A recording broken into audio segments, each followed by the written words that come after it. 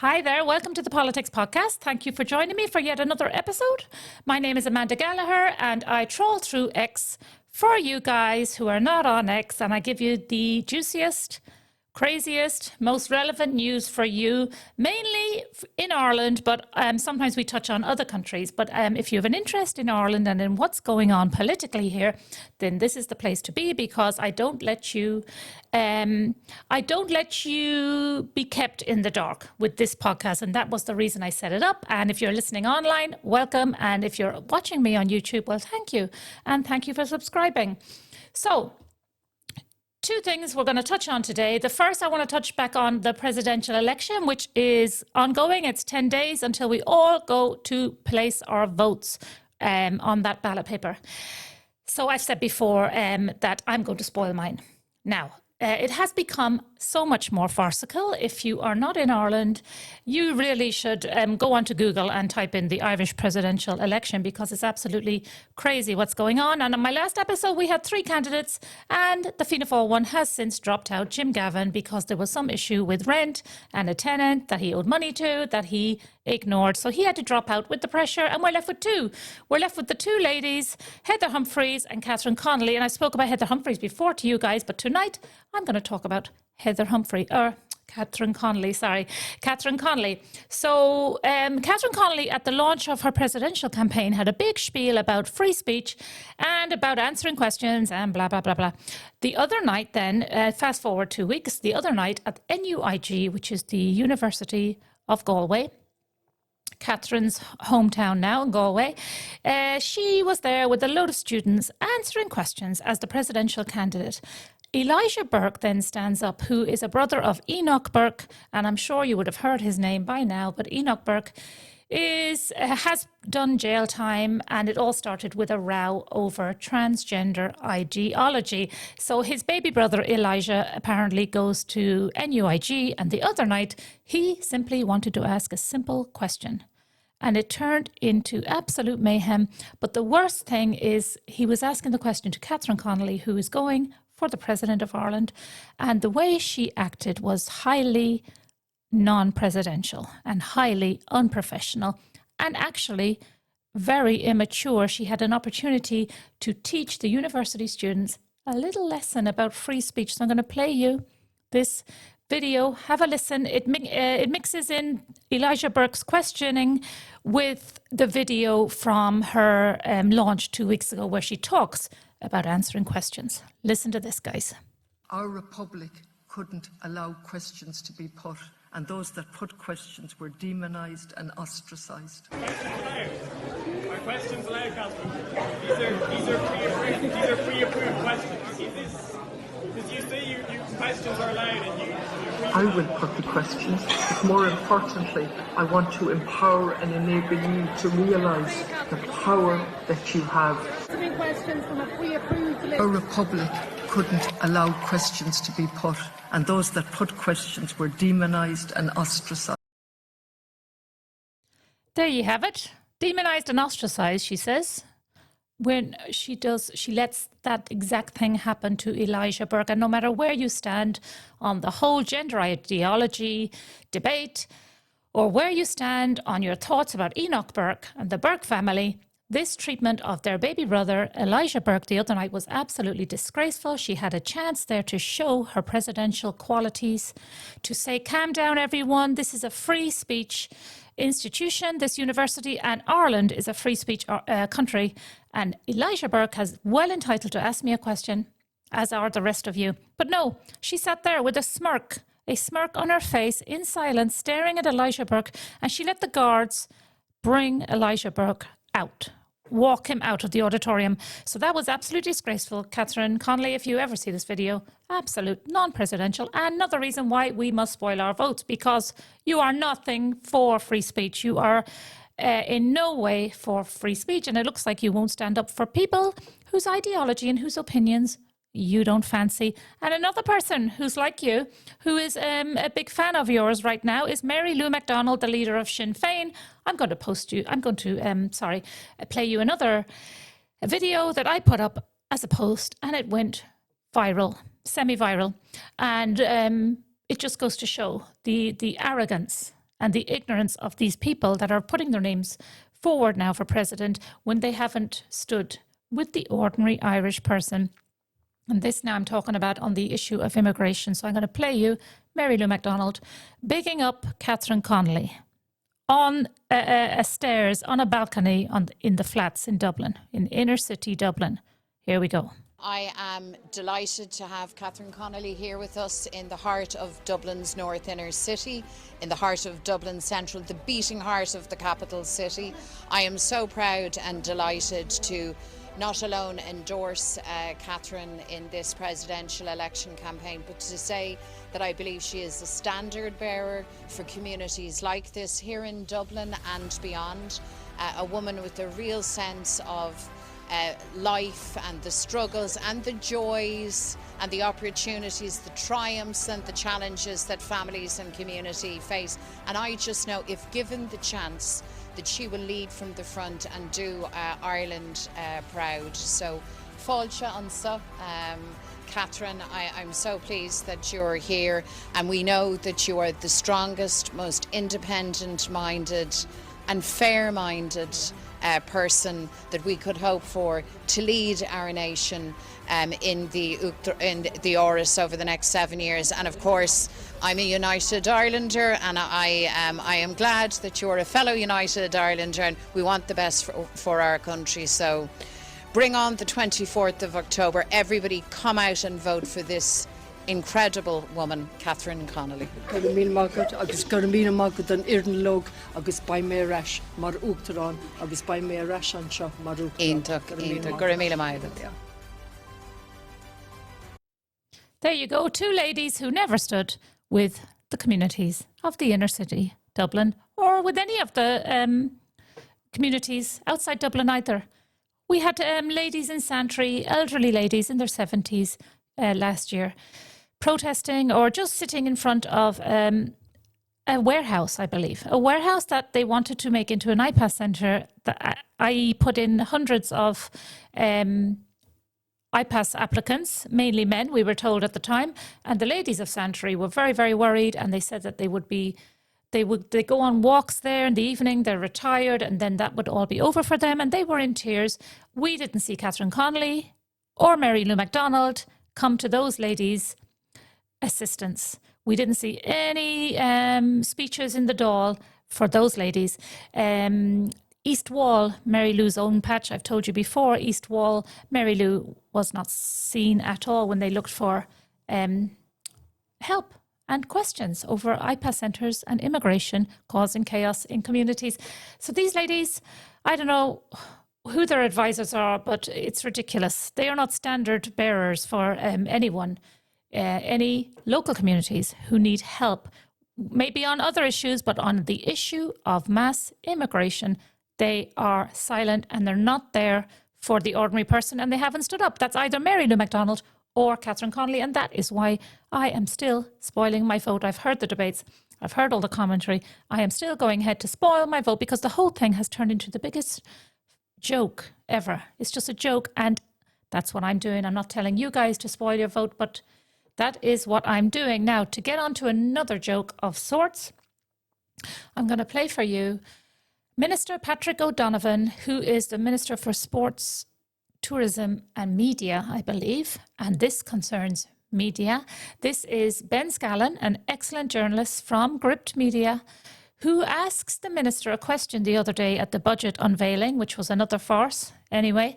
He asks this Minister O'Donovan a question. And it's about this name that they have made up now called malinformation. I've covered it before. They have made up a name. I think the name originated with Ursula von der Leyen in the European Commission regarding free speech and hate speech and so on. In other words, an attack on free speech, basically. So they're making up words as they go along to stop people talking. And they're talking about online talk again. And in the video I did about Verona Murphy, I told you guys that if the internet didn't exist, and this was 1995, these politicians would still have to put up with people seeking answers, and they would still have to put up with protests of sort, probably outside their constituency offices. So they are trying to get people to shut up, basically, on social media. It's not going to work, guys, because people are angry and people have questions and people have a right to question. You can't have the attitude like Catherine Connolly had to poor Elisha Burke the other night when Elijah just asked a simple question. You cannot keep shutting down people's voices. It's not going to work. More and more people will start podcasts. More and more people will start accounts and start asking you and holding you all to account. And if the internet didn't exist and we woke up in the morning and it was all shut down, people would still hold you to account. I hope you know that in the 90s and the 70s and the 80s, people held protests and people shut down things and people went on strike. This is just a form. We live in a digital age. This is just a form of protest for people to ask you things. But as you'll see in this video, they have made up a word called malinformation. And Ben Scallon, the journalist, wants to know what is malinformation. And wait till you hear this, please. The current global challenges can seem overwhelming with continued global conflict, climate change and the rise of misinformation. Prime Minister, you were talking about the need to combat misinformation and disinformation, and the last time you and I interacted, you were talking about the need to combat malinformation. A national counter disinformation and malinformation and misinformation strategy. And I think within the world that we live in at the moment, it is important. I'm wondering if you could distinguish the difference between malinformation and misinformation. I don't distinguish it at all, to be honest about it. I put them all into the one. People who intentionally go out and try and distort the public's view of what is fact and what is fiction. I suppose the best representation of it is Dougal, near and far away. When Ted was trying to explain to Dougal what was near and what was far away, some people are very adept at twisting and turning what is an actual fact into a work of fiction. What we want to do is to provide the resources in terms of training to properly constituted media outlets that they are able to disseminate what is a fact and what is a fiction, unlike what Dougal was able to do. But your department, when I asked them how do they define malinformation, they said that it's information that's based in reality but that is harmful in some way to society or whatever. So not false information, but true information that the government or the state believes will cause some kind of abstract harm to the country more broadly. That's the answer to your question. What is malinformation? You've given me the answer. So, but then is your position that the government should be in the business of trying to combat information that's true if it believes that information is harmful? Because that's obviously a step beyond misinformation. Now we're getting into policing correct information that's accurate. The government should be in the business of supporting media outlets and to make sure that journalism continues to be a well-paid occupation and that people see a career progression in it. I'm sorry, respectfully, Minister, but respectfully, Minister, that has nothing to do with the question I asked. Well, you mightn't like the answer, but this is the answer. The government is in the business of making sure that we have good journalists, interrogative and investigative journalists that will get to the facts about that's what I'm trying to do. Respectfully, that's what I'm trying to do. And we can go around the house, and every time I meet you, you ask me the same questions, and I'm going to give you the same answer. This is a country that values its democracy, and it values the position of journalism, and it values the relationship that journalism has with the democracy, and it is also a country that values the ability of news outlets, independent and national broadcasters and other, to be able to have the skill set that required to disseminate fact from fiction.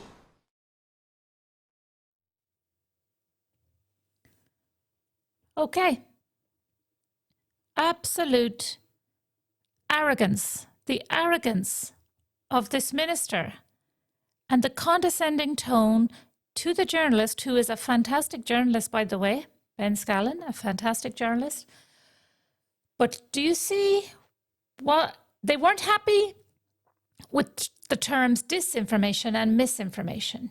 They had to throw in this malinformation, which they're saying, and by the way, he brings in Father Ted.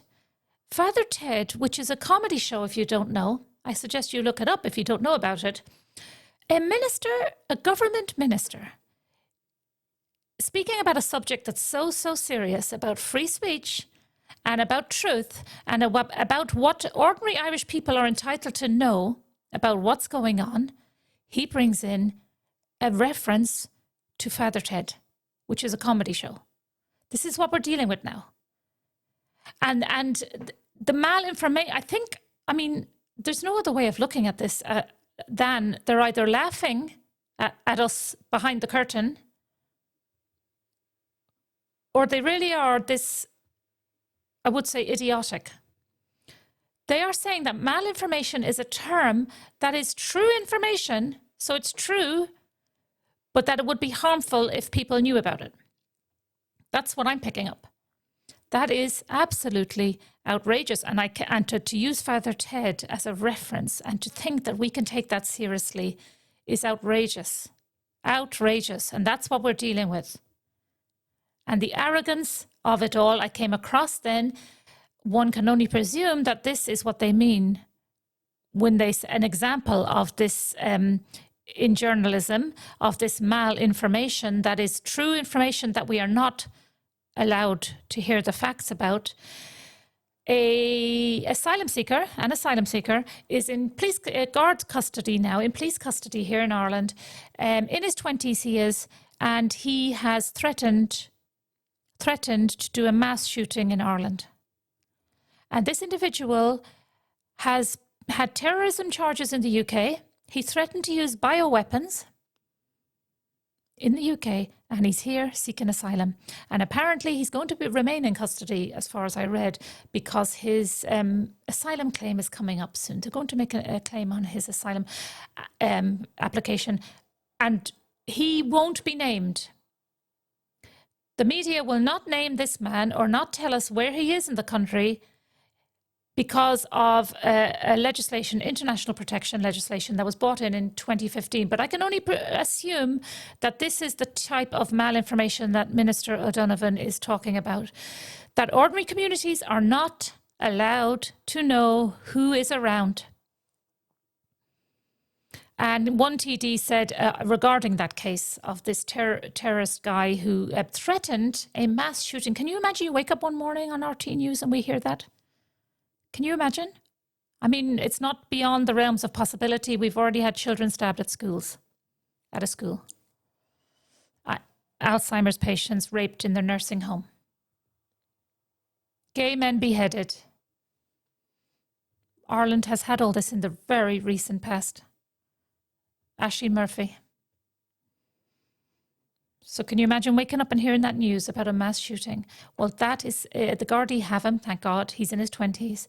Cannot be named. We don't know where in the country, which IPAS centre, we don't know where. Because of legislation that nobody knew about. Is this an example of malinformation? I think it probably is. But to think that Minister O'Donovan brought in a Father Ted reference, speaking of something that's vital to the security of our country, is outrageous. That conversation Father Ted has no place in a conversation that government ministers have. They can have it in the Dáil bar if they like, but not when a serious journalist is asking a serious question about a serious issue that concerns all of us and concerns free speech and concerns safety. So that's where we are, guys. The presidential campaign and the shambles that is, to me, is a distraction from the likes of the very, very serious things that are going on in the country, and we cannot be distracted. Look it up for yourselves, guys. Everything I tell you, go and look it up. And as always, I'd say to you, please set up an X account if you're not on it. It is fantastic. It is fantastic. It is news by the people, for the people, and that's all we ever need. We don't need these media outlets that the minister references that are trained in malinformation. In other words, quelling news and quelling the truth in case it causes trouble down the line. But isn't that the whole point of news? Isn't that the whole point of news, and bringing the news to people so that they can be aware of what's going on, not to dampen it and to hide it somewhere and put it under the rug? So malinformation, to me, if it was made up by Ursula von der Leyen of the European Commission, well, it's just ridiculous. Ridiculous. The whole thing is ridiculous. And I keep saying they are going so hard on online talk and misinformation and disinformation and malinformation that they seem to forget that we are people. We are people who can talk to each other, who can get together, who can arrange meetings anyway. just because we have the internet now, and everything is done online, and you can talk to each other online, and you can arrange things online. If the internet broke down in the morning, people will still gather and people will still talk. And that is all there is to it. Humans will always talk, and especially if you think your safety is in danger in any way, or the safety of your family, nothing will stop you. Nothing will stop you talking. So there you have it, guys. I will be back very soon. We have 10 days to go until the presidential election. As I said, I'm spoiling my vote. There is momentum behind the Spoil the Vote campaign, which is fantastic to see. And I wanted to tell you about that malinformation, to keep your eyes and ears open when you do listen to RTE and you hear these words. Start thinking, put your thinking caps on, and share this video. Subscribe if you haven't. And I really, really thank you for listening, and I'm enjoying it, and I'll be back very, very soon. In the meantime, please set up an account. If not, keep talking to your family, to your friends, to your work colleagues, whoever. Keep on talking. Thanks a million, guys. See you on the next one. Bye.